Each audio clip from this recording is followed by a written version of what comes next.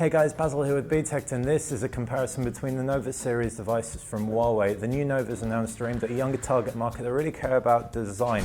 Why? Well, because they're designed pretty freaking beautifully. So Huawei's told us these are going to come in below the P9s in terms of price. It's still managed to cram metal designs, USB Type-Cs at the base, as well as fingerprint scanners around the back.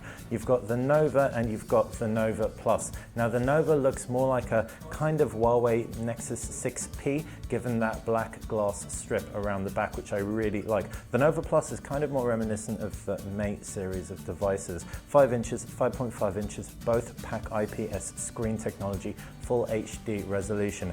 The whole setup around ports and button configurations is very similar. Speaker at the bottom, USB-C at the bottom, Huawei logo below the screen, front-firing 8-megapixel camera above the screen. Right-hand side, volume rocker and power buttons, and on the other side you've got a SIM card slot. The SIM card slot actually doubles up as a microSD card slot as well, or you can have dual SIMs. You've got 3.5mm jack at the top, while around the back of both devices, fingerprint scanners which support gestures as well as cameras. Now the camera configuration is also different. It's a 12-megapixel sensor on the Nova, and that's the same sensor as found, or the color sensor that's found on the Huawei P9.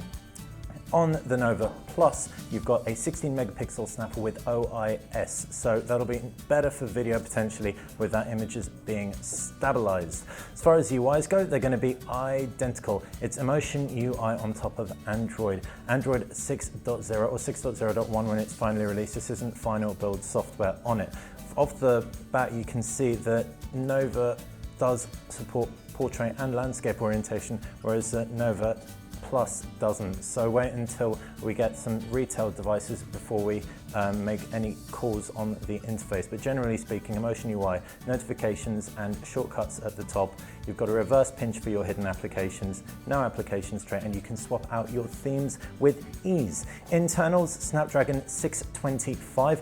The Nova's around 7mm thin, the Nova Plus not much thicker, if any thicker at all. They pack really decent sized batteries given the sizes and the in-hand feel.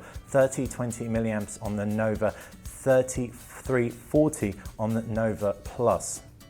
The ROM configuration, it's 3 gig RAM with 32 gig onboard memory, expandable by microSD card as well.